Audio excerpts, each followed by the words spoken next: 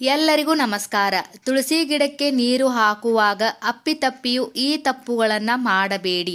ಮಾಡಿದರೆ ನಿಮ್ಮ ಮನೆಯ ನೆಮ್ಮದಿ ಕೆಡುತ್ತದೆ.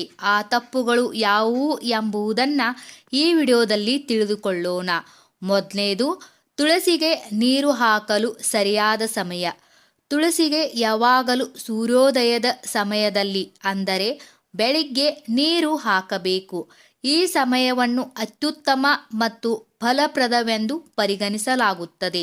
ಧಾರ್ಮಿಕ ನಂಬಿಕೆಗಳ ಪ್ರಕಾರ ಸೂರ್ಯೋದಯದ ಸಮಯದಲ್ಲಿ ತುಳಸಿಗೆ ನೀರನ್ನು ನೀಡುವುದು ಮಂಗಳಕರ ಫಲಿತಾಂಶಗಳನ್ನು ತರುತ್ತದೆ. ಮನೆಯಲ್ಲಿ ಹಣ ಇತ್ಯಾದಿ ಸಮಸ್ಯೆಗಳಿದ್ದರೆ ಅವು ಕೂಡ ದೂರವಾಗುತ್ತವೆ. ಈ ದಿನ ತುಳಸಿಗೆ ನೀರನ್ನು ಅರ್ಪಿಸಬೇಡಿ. ನಿಮ್ಮ ಮನೆಯಲ್ಲಿ ತುಳಸಿ ಇದ್ದರೆ ಅದಕ್ಕೆ ಪ್ರತಿದಿನ ನೀರನ್ನು ಅರ್ಪಿಸಬೇಕು. ಆದರೆ ಭಾನುವಾರ ಏಕಾದಶಿಯಂದು ತುಳಸಿಗೆ ನೀರು ಅರ್ಪಿಸಬಾರದು. ಏಕಾದಶಿಯ ದಿನದಂದು ತುಳಸಿ ಮಾತೆ ನೀರಿಲ್ಲದ ಉಪವಾಸವನ್ನು ಆಚರಿಸುತ್ತಾರೆ. ಹೀಗಾಗಿ ಈ ದಿನ ನೀರನ್ನು ಅರ್ಪಿಸುವುದರಿಂದ ಅವಳ ಉಪವಾಸವನ್ನು ಮುರಿಯಬಹುದು. ಏಕಾದಶಿ ದಿನದಂದು ತುಳಸಿಗೆ ನೀರನ್ನು ಅರ್ಪಿಸುವುದರಿಂದ ಜೀವನದಲ್ಲಿ ಅನೇಕ ತೊಂದರೆಗಳು ಉಂಟಾಗಬಹುದು. ನಿರ್ದೇಶನಕ್ಕೆ ಗಮನ ಕೊಡಲು ಮರೆಯದಿರಿ. ನಿಮ್ಮ ಮನೆಯಲ್ಲಿ ತುಳಸಿ ಗಿಡವನ್ನು ನೆಡುತ್ತಿದ್ದರೆ ದಿಕ್ಕಿನ ಬಗ್ಗೆ ವಿಶೇಷ ಕಾಳಜಿ ವಹಿಸಬೇಕು. ತುಳಸಿಯನ್ನು ಅಪ್ಪಿತಪ್ಪಿಯೂ ದಕ್ಷಿಣ ದಿಕ್ಕಿನಲ್ಲಿ ಇಡಬಾರದು.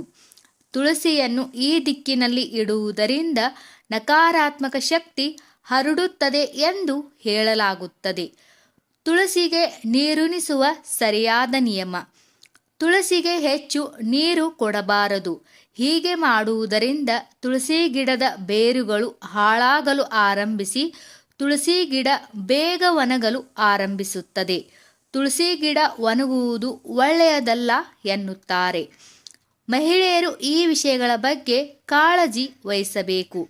ತುಳಸಿಯನ್ನು ಪೂಜಿಸುವಾಗ ಮಹಿಳೆಯರು ಕೂದಲನ್ನು ತೆರೆದಿಡಬಾರದು. ಮಹಿಳೆಯರು ತುಳಸಿಯನ್ನು ಮುಡಿಕಟ್ಟಿ ಪೂಜಿಸಬೇಕು. ಹೀಗೆ ಮಾಡುವುದರಿಂದ ಶುಭ ಫಲ ಸಿಗುತ್ತದೆ.